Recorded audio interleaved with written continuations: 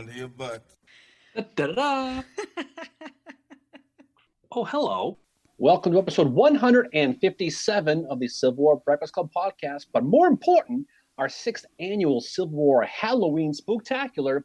Once again, I'm joined in eternal peaceful repose by Scary Mary Fincher, as well as our special guest from the other side, Jen Benson Price. I am merely an egged house named Darren.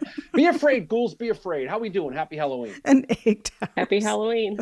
I know, I'm cracking up. It's an egged house. Next year you'll was be not expecting that one. What are you going to be next year? A toilet papered tree? I have like 365 days to worry about it. Don't you worry about it. Or a forgotten AC unit? I had to get that in. I had to. Well done. Well, speaking of things forgotten, Mary, I did not forget to ask you what you're drinking tonight. I am drinking red wine. Because it's Halloween. Well, actually, it doesn't need to be Halloween for me to drink red wine. I didn't realize we would deal with royalty tonight.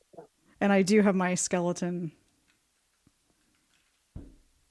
mug with me as well. Okay.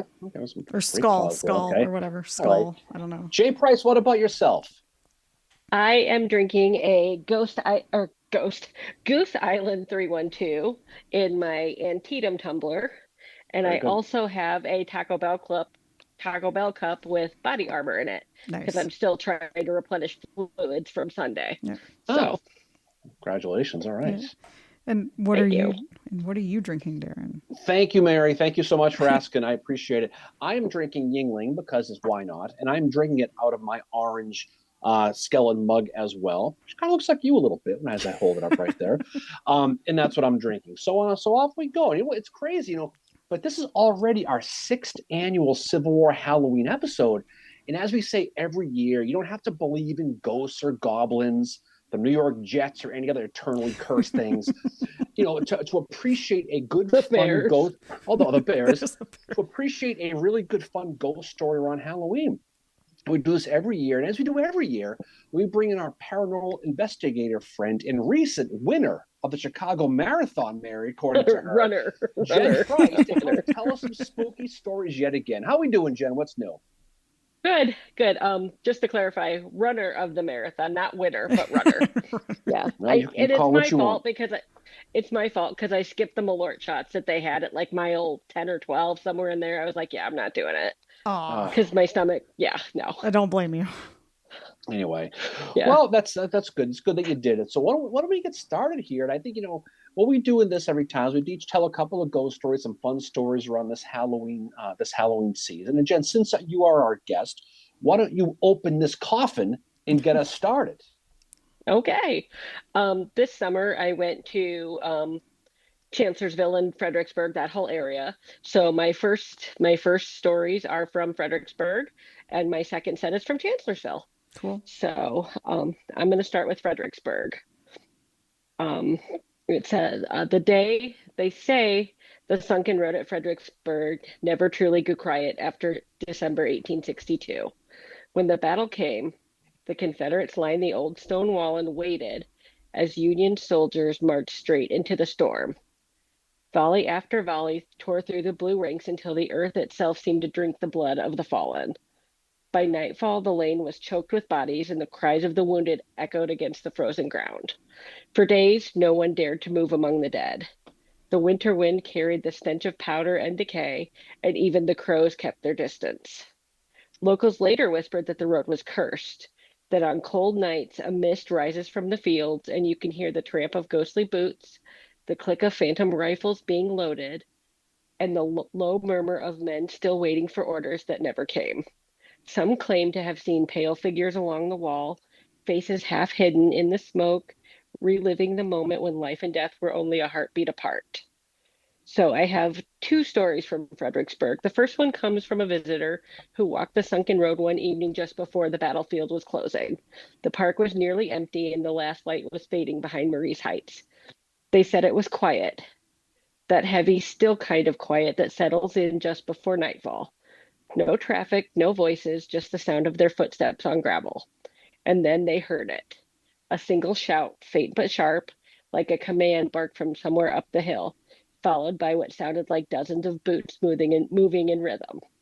But when they looked around, no one was there. The path was empty. The air was cold enough to see your breath. The sound grew closer and louder. Marching boots, crunching and steady, until it seemed the unseen column was passing right by them. They froze, heart pounding. They even felt the vibration of it through the ground. And then again, silence. Nothing but the wind. Later, when they told a ranger about it, he just nodded and said they weren't the first to hear the soldiers march, and probably not the last. Oh, And creepy. then my second, isn't that creepy? Yeah. And then my second account from Fredericksburg kind of comes from the same area. It seems like apparently what I'm getting from my research is that the Sunken Road is a good place to go look for haunted things at Mhm. Fredericksburg. Hmm. And my next account comes from a pair of visitors who stopped by the battlefield late one summer evening. They just finished a walking tour and decided to linger to see the Sunken Road under the stars. They said it was beautiful at first, the stone wall glowing faintly in the moonlight, the area quiet and still. Then they noticed a light, a pale flickering orb about the size of a lantern, hovering a few feet off the ground. At first, they thought it was a park light or maybe someone with a flashlight, but there were no trails, no people, and no sound. The light drifted slowly along the line of the old stone wall, steady, deliberate, as if following the path where the soldiers once stood. They watched in silence as a second light appeared beside it, and then a third. The orbs moved together side by side like men advancing shoulder to shoulder across the field. And then, just as suddenly as they appeared, they winked out. Gone. No Oh, sound, no trace, just the darkness returning heavier than before. When they asked a ranger about it the next morning, he told them others had seen those lights too, always along the same stretch of sunken road, always moving in the same direction. Some say they're spirits of soldiers still searching for their way home. Others think it's the battlefield itself replaying its history, a kind of light trapped in time. Either way, something still walks the sunken road, and sometimes it shines. creepy. Oh, Well, I mean, the Fred, that's a creepy place, and yeah. anybody Does who's been to the Innes house up there, and Yes. you see the bullet holes. I mean, you can see the creepiness of it, and you go to Fredericksburg and you walk that Marie's Heights, and you walk the Sunken Road. It definitely has a creepy feel. You know, we go down there. We go down there once a year or so, and we go to this one bar down there, which is right about halfway up the hill. And every time we go there, they talk about it. There's always someone talking about something creepy going on in that site because that would have been the house. That building would have been right on the path of the men coming up the hill. And we were Hmm. there one time a couple of years ago, and the woman's like, "I don't want to be here at night. I hate being here at night." So it's a lot of creepy things about that. There's no question. So yeah, it's definitely a creepy story. Yeah, those are really creepy. And I have one that's your orb story. I have one of mine is similar to that as Yeah. well. So I think it's a common occurrence at battlefields to see something like that. And yeah, that's just Yeah. creepy. Oh. Yeah. Honestly, there was a local legend by my hometown, like where I went to college, of Hmm. a ghost light. And I had seen the ghost light before I went to my first day of classes. Whoa. So that's how you know you're a ghost nerd. You see the local ghost light and then you go to class. Yeah, yeah, exactly. When Mary School didn't have a ghost light; they had a Labatt's light, but she saw that quite often.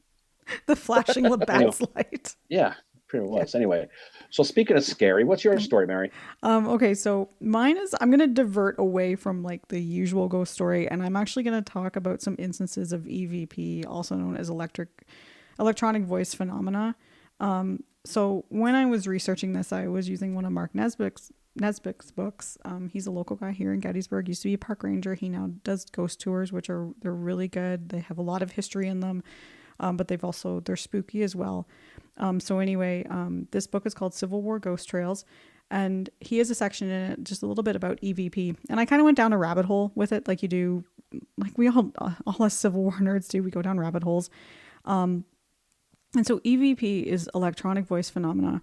And now again, like anytime we do these episodes, and Darren said this to begin with, we understand that everyone's not a believer, and you might not believe EVP is, like a ghost thing or whatever. But again, this is meant to be fun, and this is just another aspect of ghost hunting and paranormal investigation that, I find to be quite fascinating. But anyone familiar with ghost hunting shows or that is interested in the paranormal will know what EVP is. Especially I mean, I'm sure all of us have heard stories involving it with the Civil War. For instance, the show Expedition X, which Darren and I are huge fans of, features it quite a bit, which, by the way, they have an episode about Gettysburg coming out in the new year, which is awesome. The two, Phil and I think her name, it's not Jessica, it's Heather, I think. Yeah, Jess has got to come back. I know, Anyway, I know. I But anyway, digress. Phil was here with, I think it's Heather, filming a few months ago. So EVP was discovered when magnetic tape was invented. So think like cassette tapes, VHS. I'm sure there's people listening to this that have no idea what that stuff is, but I mean, I'm sure the three of us used to make mixtapes when we were younger. Yep. I used to record them right off the record songs right off the radio and make a mixtape. So there are some sources that say that there may also have been EVP captured on older wire recording devices as well. But EVP's voice is recorded on tape when no one is speaking, so when there's complete silence. And the first instance happened in 1959 when Frederick Jurgensen was recording bird calls alone in a field when he discovered that he also recorded voices. And one of those voices was his mother calling him by the pet name she had for him as a kid. And in 1964, he wrote a book about it called Voices from Space. And today, investigators rely on digital recorders set on voice activation, so they won't record anything unless someone is talking. And the way it is done during a paranormal investigation is, a question is asked, and there's a pause, silence, you wait, and then you ask the next question. And the player will start recording if no discernible sound is present. And when played back, the results can be quite clear, but they can also be very, very muddled as well, and it's sometimes hard to hear what they're saying. Something similar to this is also called a ghost or spirit box. Again, if you watched Expedition X, you'll know what this is. That's like the radio. It sounds like the radio. And they say, like, when you hear voices on the radio, it's the spirit world communicating with you. And it scans AM, FM radio frequencies to get those voices. So there's many instances of EVP being captured on battlefields and in the towns and various places near where the battles happened. So I just wanted to talk about some of the cool and interesting stories that I found in my research, and some of them are creepy. And these are mainly stories that I found in Mark Nesbitt's book, because he's done a lot of EVP. So the first EVP stories I have are from Chattanooga, and I also have another story associated with Chattanooga as my second ghost story. So one of the stories for the EVP is from Missionary Ridge. And just quick refresher, Missionary Ridge was part of the battles for Chattanooga and was fought on November 25th, 1863. On the Union side, you have General Sherman and General Thomas, and on the Confederate side, you have General Patrick Cleburne. So during this one particular EVP session that Mark Nesbitt did, a question was asked if it was difficult climbing the ridge. And there were some answers that didn't make any sense.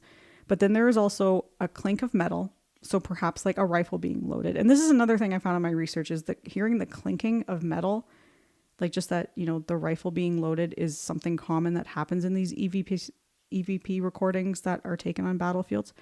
And then there's an answer of yes, birds chirping, someone saying, all right, and then the words forward. So almost as if they're going into battle. So, and I was getting I was creeped out. I was researching this while I was by myself at night, and I was getting really creeped out. EVP's also been done at the Battle of Franklin, Tennessee, where the Battle of Franklin was fought on November 30th, 1864. We've done an episode about it. We've also talked about, I think I talked about the ghost of Patrick Cleburne a couple years ago on our Spooktacular. Yes, I remember that. Yeah, where he's known as the general, and he was like actually talking to somebody that was visiting the field, and then he like just rides away on his horse. Yeah. So he, on Mr. Dead, as we called him, the horse. Yes, I remember General Mr. Dead. Mr. Dead. So Cleburne haunts various areas around the battlefield, including the Carton Plantation, where his body was laid out on the veranda after he had been killed. So there was some EVP collected from near the site where Cleburne was thought to have been killed, and the question was asked, General Cleburne, are you still here? To which the answer was a quiet yes. Another question asked, that I was like, just imagining that, how quiet it would have been.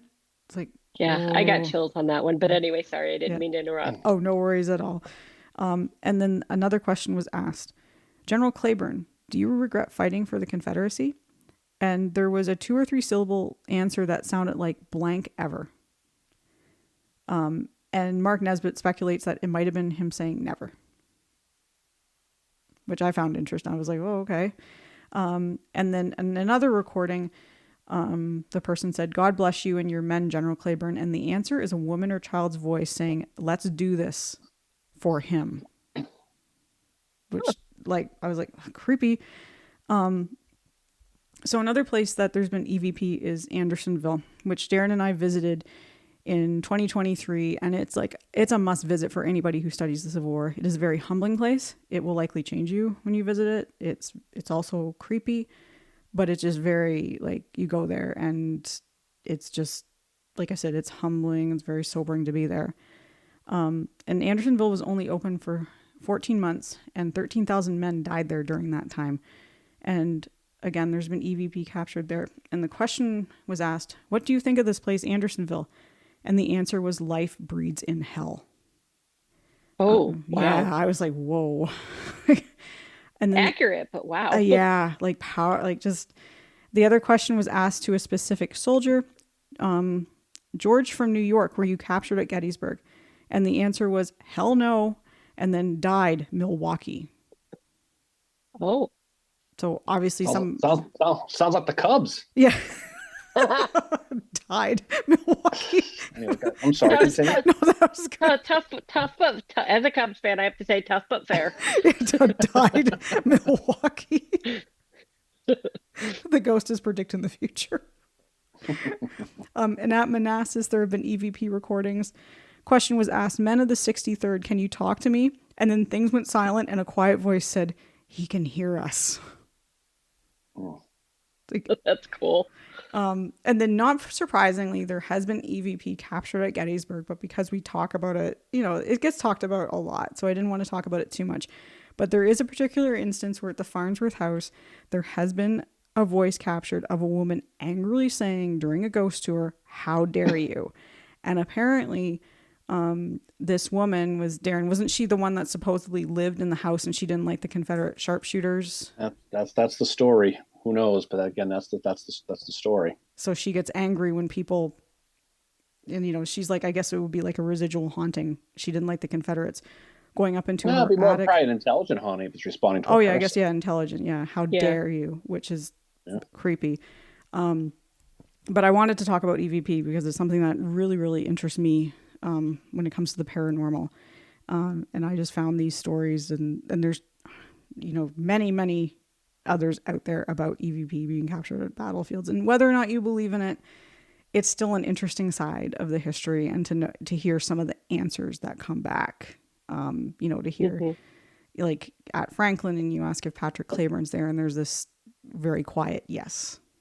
That's scary. That'd be a tough thing right there. But I mean, it makes sense given the ghost stories about him, and that the one thing that is talked about is that you can hear him walking upstairs, like just these heavy boot steps.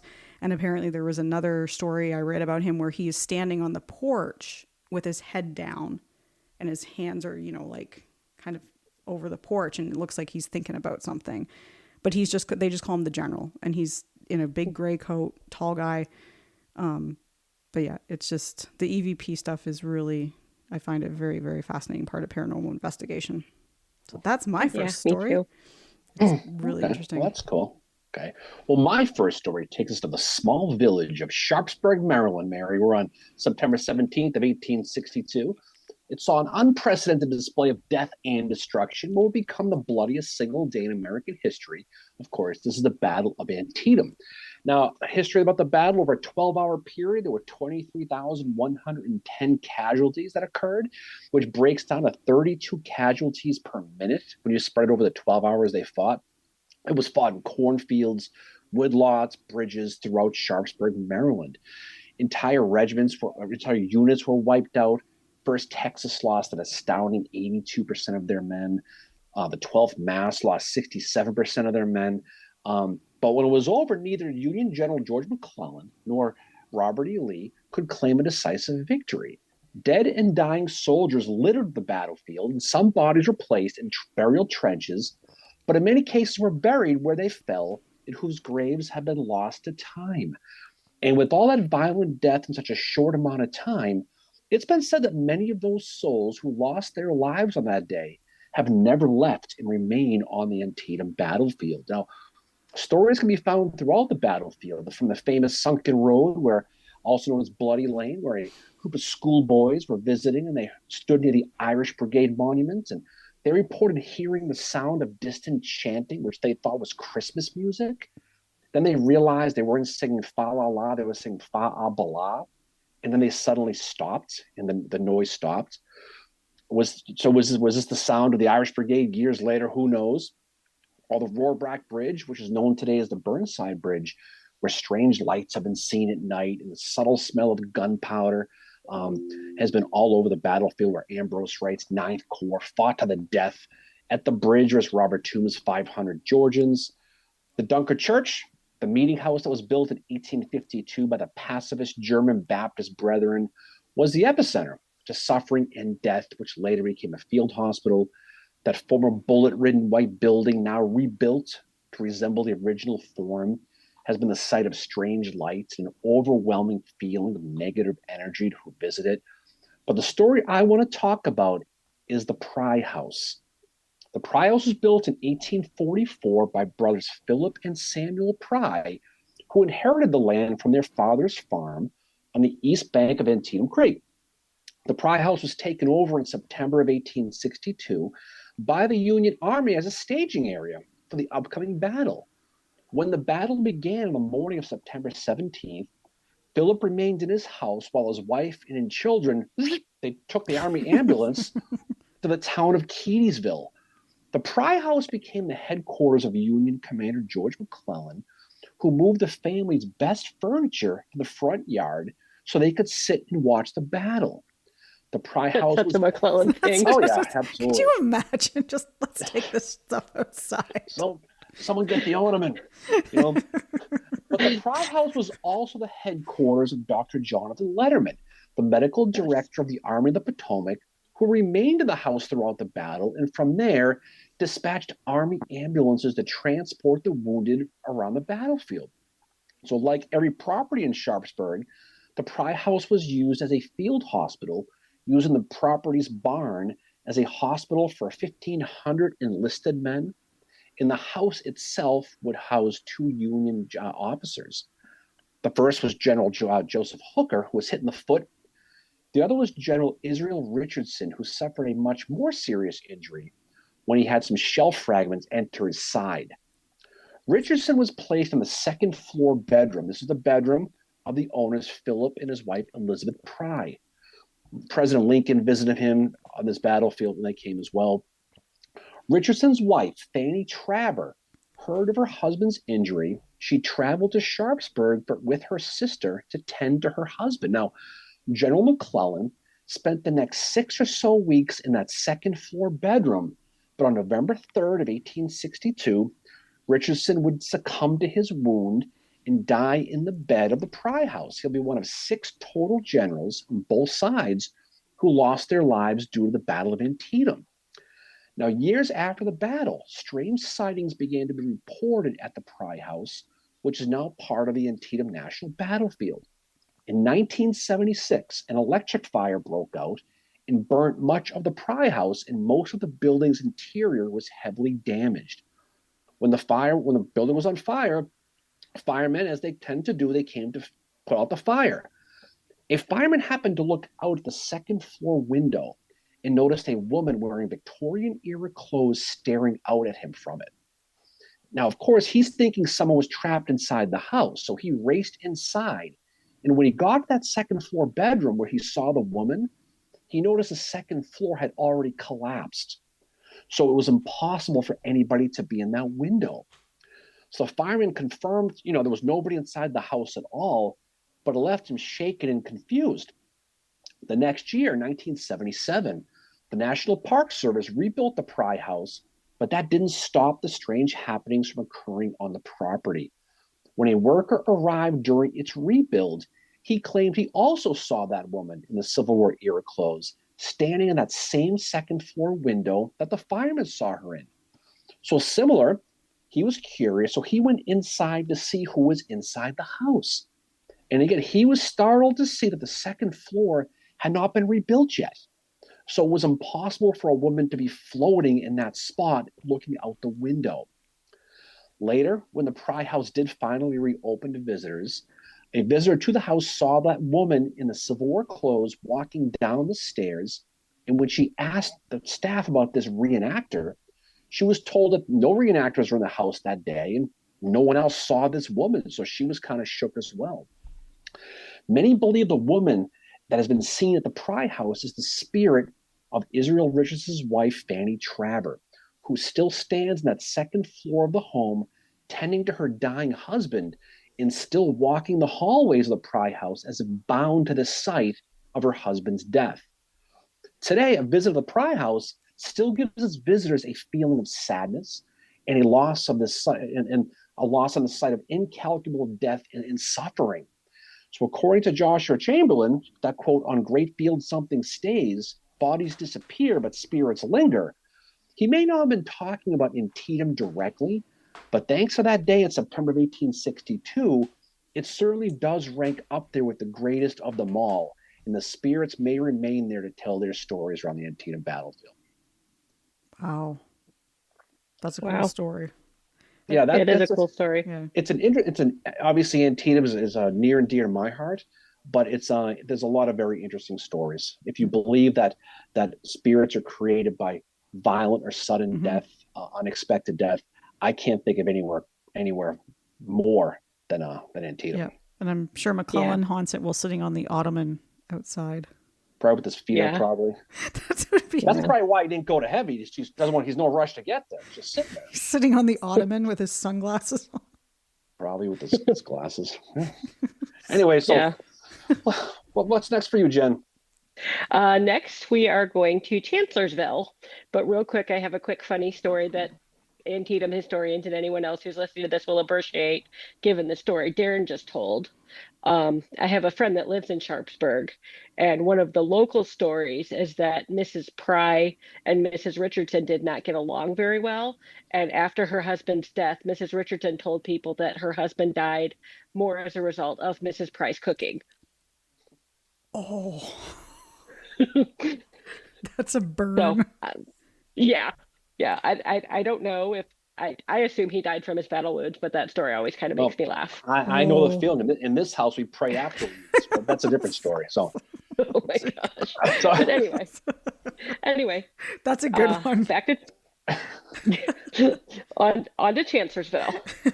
And this was a good like I've looked for years for for a ghost story about one of the people I'm going to talk about, and this was the first time I ever found even a hint of something. So, uh, May 1863. Deep in the tangled woods of Virginia, the Battle of Chancellorsville raged for days. Smoke drifting through the thickets, musket fire echoing through the pines. General Robert E. Lee called it his greatest victory, but for one of his commanders, it was the beginning of a haunting. That commander was Thomas Stonewall Jackson, one of the South's most famous generals. During a nighttime reconnaissance, Jackson was accidentally shot by his own men. His arm was amputated in a field hospital nearby, and he was taken to a plantation to recover. But the wound turned to infection, and a few days later, Stonewall Jackson was dead. He was 39 years old. His body went one way, and his arm, they say, went another, buried in a separate grave somewhere in the woods near Chancellorsville. Now it's on Elwood Plantation, and it's got its own grave marker. Um, For more than a century, locals and visitors alike have claimed the general never truly left this battlefield. They've seen him, or something like him, walking the edge of the old plank road where he fell, and around the ruins of the Chancellor House, where the flames once lit up the night sky. And the stories that come from this place make you wonder whether the war ever really ended here at all. One of the most persistent tales comes from the area near the clearing where Jackson was shot. Visitors report hearing the clap of unseen hooves, the jingle of harnesses, and voices calling out in urgent tones, a phantom patrol that never returns. Some have even described seeing a lone rider emerge from the trees at dusk, a man in a gray uniform with one arm tucked close to his side. The horse is said to pause, look toward the road, and then vanish into the mist. Rangers say these sightings often happen on calm nights in early May, the anniversary of the battle. Sometimes they say the air smells faintly of campfire smoke even when there's no one around for miles. And then there's the ground around the Chancellor House itself, or what's left of it. The original mansion burned during the fighting, leaving only scorched earth and a few bricks. You can kind of see a little bit Mhm. of the foundation, Yeah. like the outline today. Yeah. Mhm. But that spot still draws strange reports. People who visit after dark have described hearing footsteps crunching through the brush, the sound of heavy doors slamming shut, and even faint piano music drifting through the trees. One paranormal team recorded what sounded like a man's voice, low and commanding, saying, "Prepare to fire." But I could not find I couldn't find any of that Hmm. EVP online today. I was looking. But when they played it back later, they realized no one in the group had spoken at that moment. So Wow. that's another, like what goes with what Mary was talking about, EVP. There's one for Chancellorsville. That's awesome. Others say others say they've seen flickering lights inside the ruins of the house, like the glow of lanterns moving around. And maybe it's the echo of that final night when the Chancellor family fled their burning home and the wounded filled the cellars, waiting for help that never came. And for those who walk these fields today, it's impossible to forget these events. On quiet nights, some say the soldiers, the generals, and the lost, they still march and still watch and still wait. Hmm. Wow. That's It's funny. really I mean, that creepy. I was at Elwood one time, and this is God a few years ago now. I was talking to one of the whoever was I don't know what you call it, docent or whoever was working there at the time, and Uh-huh. he showed me some stuff. It was in the morning. It was kind of rainy. There was nobody there. It was with a friend of ours, and and he started telling me this story where he was talking about the two generals, one who was mortally wounded at Chancellorsville, Stonewall. I know it's Hmm. debated. Did they get pneumonia? The whole thing. But or then there was the other one at the Battle of the Wilderness who they thought was going to go up the spout but survived. That was James Longstreet, and he says Okay. which is right around the corner from Elwood. And Yeah. he says that one time that he was telling somebody about the two generals, about Jackson was killed, died at Guinea Station, and then Longstreet was shot but survived by his own men too. And as he was telling the story, he looked out in the woods, and two horses came out of the woods. One had a saddle and one didn't. And they both walked in and stood there for a second and then turned and ran back into the woods. Huh. Oh. And so obviously the saddle is the horse, the ride with the saddle with no rider is supposed to signify death. And the other Yeah. one didn't have it. So he thought that maybe the one with the horse without the saddle was Longstreet because he survived. One with the saddle was Jackson because he died. And That he could says be. he's never seen the horses before that. It says he's never been. He has never seen him probably since. Who knows? But That's that's the story that pops in my head about Elwood. It's a strange place, and it's a place that's really very very great to visit if you're in the area. Go to Elwood. yeah. Yeah. That's creepy. Yeah, Oh, that's yeah. really There you creepy. go. So Oh. speaking of creepy, Mary, what do you got? All right, so I'm taking us back to the Western Theater for this one to Chattanooga. So as I mentioned earlier, when I talked about the EVP, I did mention the Battle of Missionary Ridge, which is part of the battles for Chattanooga, fought in November of 1863.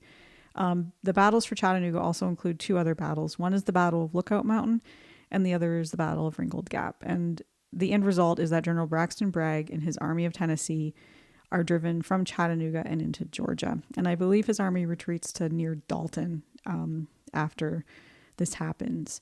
And the story I have here is from the area of where Lookout Mountain is. So the Battle of Lookout Mountain was fought on November 24th, 1863, and resulted in the Confederates being driven off Lookout Mountain. Despite what General Grant says about it being pure romance, it was a Union victory that was won by General Joseph Hooker, which is likely why General Grant is calling it pure romance. But that's for another episode. So Fort Oglethorpe is a town located near Lookout Mountain. And there are stories that on the anniversary of the battle, in November, you can hear the sound of horses, the clanking of metal, and just the sounds of an army on the move, much like what you talked about, Jen, with the Battle of Chancellorsville. And I think this is, again, another common occurrence on many battlefields, is that on the anniversary, the activity becomes like heightened almost, that it's there all the time, but then on the anniversary it becomes heightened again, just because I think of the energy that's left behind after this happens. So one night, a woman named Georgiana C. Kotarski and a friend of hers decide to do some ad hoc paranormal investigation. And I'm picturing this, like, for our supernatural fans that listen to this, I'm picturing them as being like the ghost facers, like just this kind of dollar store ghost hunters that are out there trying to, do their thing or whatever. They're not being like, Sam and Dean, or like, as we know, Phil and Jessica.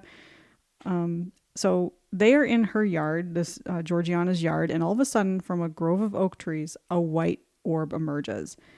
And it's very bright, and it moved in a way that was intelligent. And in that, it's intelligent in that it is avoiding the limbs of the trees, but then it eventually lands on one and descends to the ground. And then as it's descending to the ground, the orb breaks into other lights. And as the orbs reach the ground, they transform into 3 human-sized shapes and figures. And so the guy that's with her decides he's going to approach the figures, as one does.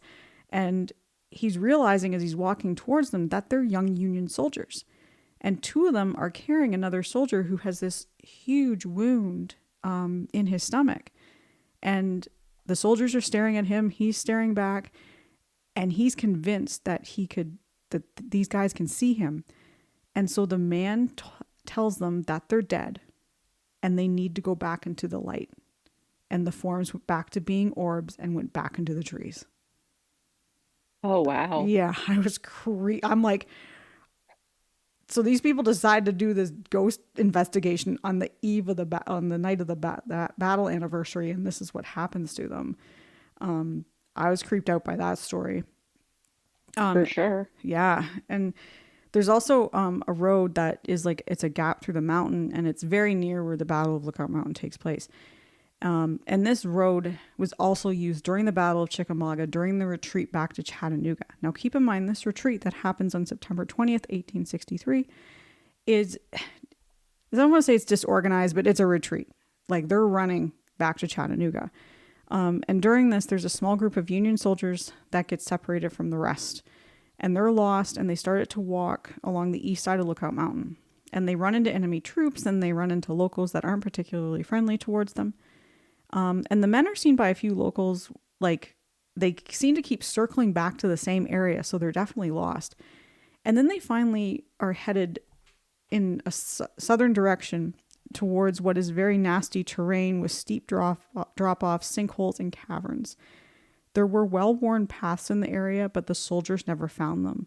And these guys disappeared and were never seen again. And shortly after the war ended, people in the area began to talk about hearing strange noises on one particular rainy night. And they claimed to have heard voices through the rain and the sound of marching men. And some witnesses also heard crying and even wailing as if someone was in horrible pain. So some of the locals investigated the next day. And they found where the sounds were coming from. There was also boot prints in the drying mud as if someone had marched by. But the prints were weird. They simply started like out of thin air and then ended 100 yards away. And they just stop. So whether it's the soldiers that got lost, I didn't know that about the Battle of Chattanooga, that there was a group of them that got lost and were never heard from again after the retreat. I'm going to do a little bit digging around to see if I can find out more about who those guys were, where they were, what unit they were from, and all that. But that story creeped me out. And the area of Lookout Mountain, it's a creepy place. It's a beautiful place, but it's creepy. Like when we stayed, it's always foggy. Yeah, it's always foggy. It's rains there. Well, not always, but yeah, it's usually foggy. But we stayed there, and we stayed on kind of the slope of Lookout Mountain. And the property we stayed on, beautiful property. There's a little cabin we stayed in, Airbnb. We would stay there again. But the woman that ran the Airbnb, and she said, like, I have to tell you, there's graves on our property, and they're of children that died during the yellow fever epidemic in 1863. And so we found the graves. And there's just these 2 children that were buried on the property that died in 1863. And that was creepy too. So the area has this very creepy feeling when you're there, especially at night. But these stories, like especially with the men that disappeared, that creeped me out. Like, it's also sad too because nobody knows what happened to them. Yeah. They just disappeared and their Yeah. bodies were never found. Oh, Yeah, you're up, Darren. well, kind of leads into my story a little bit. Thank you so much for the introduction right there. I very much appreciate that. My next story comes from the bloodletting of U.S. Grant's overland campaign in 1864 at the Battle of Cold Harbor. Now, coming off the Battle of Spotsylvania, which saw 31,000 combined casualties, including 18,399 from the Union side, Grant's push to destroy Lee was becoming a complete bloodbath. With memories of that 2 week long inconclusive battle highlighted by men who were trampled and drowned in the mud and the pouring rain at the Bloody Angle, Grant's going to swing southeast to try to get around Lee's Army of Northern Virginia. Now, the two armies would meet again not far from the old Gaines Mill battlefield from the 1862 Seven Days battles at a crossroads called Cold Harbor, named for an inn owner he was a local named Isaac Burnett because it served cold food. It was neither cold nor a harbor. There you go, right? Cold Harbor had been captured on May 31st, 1864 by Phil Sheridan, and he held out against a small Confederate infantry attack the next day. But overnight, on June 2nd, the battle line had grown to 59,000 Confederates and 109,000 Union troops. Now, Grant, after capturing a handful of rebel prisoners, convinced himself that Lee's army was exhausted and on its last legs, and figured, hey, he'll have no problem punching through this Confederate entrenchment at Cold Harbor. Obviously, Grant's decision was as disastrous as Mary's was Oregon at 4th IPA last Friday, right?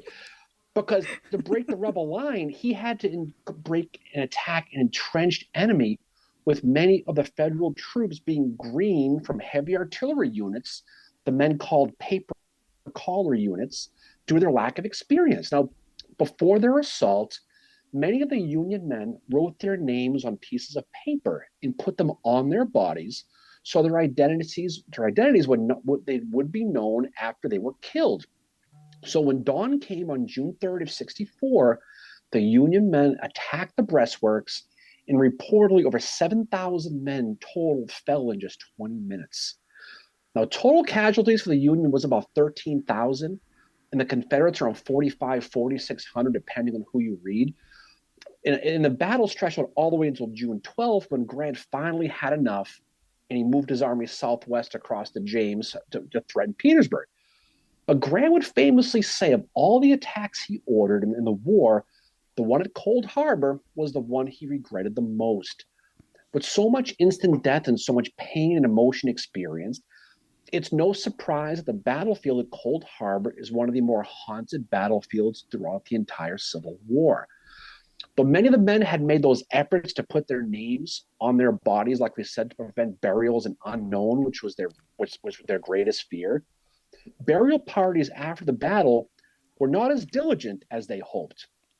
Photographs taken after the battle by a photographer named John Reiki and later published in Alexander Gardner, they famously show a carriage carrying still clothed skeletons all packed together, four skulls. One had a foot sticking out that was still in the pants leg. I've never seen those pictures.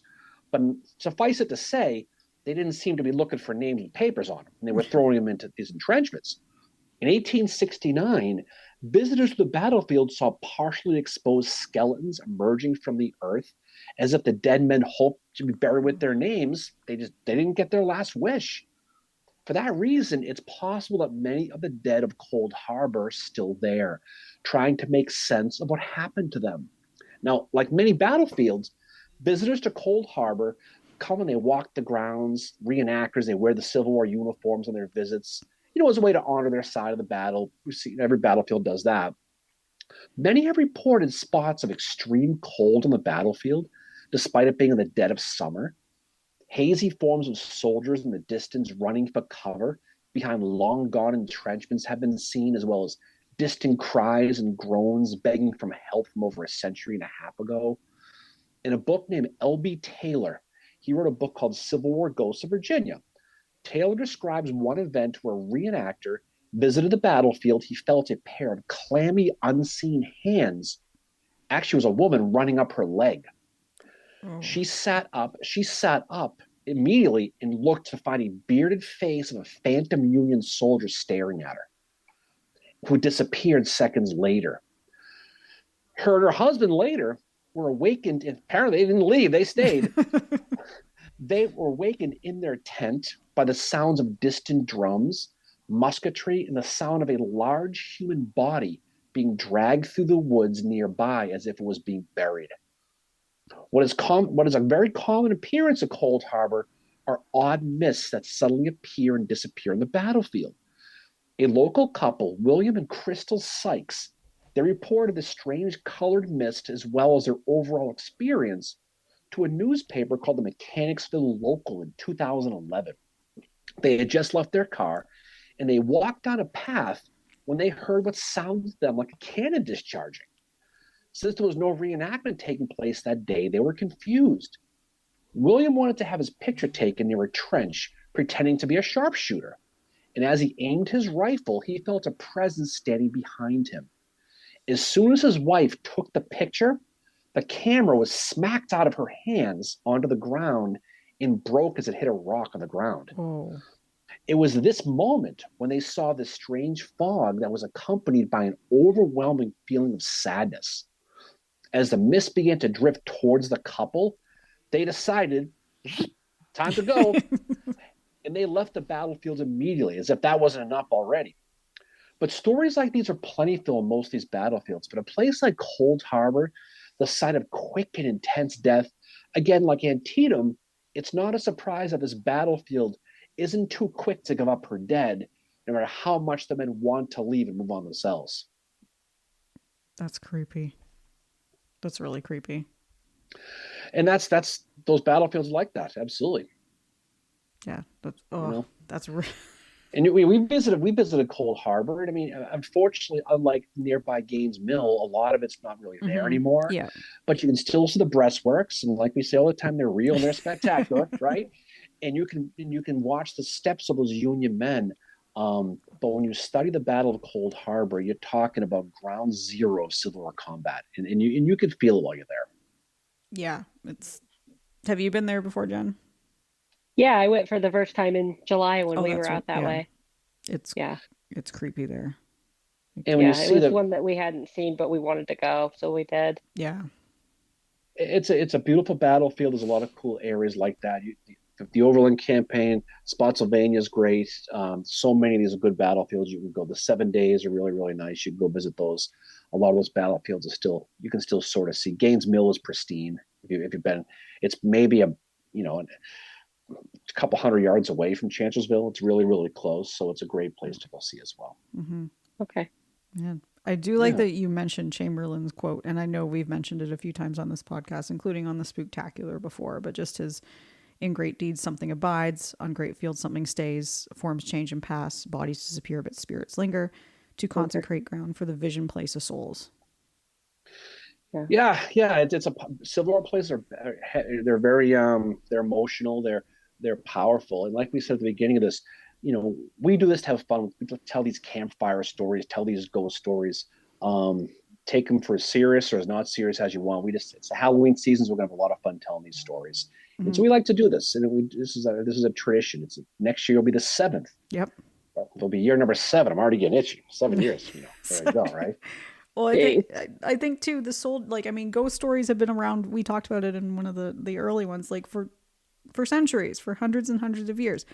Mm-hmm. Odds are that the guys sitting around the campfires talked about them too. These Civil War soldiers probably talked about stories from their hometown of strange happenings and stuff.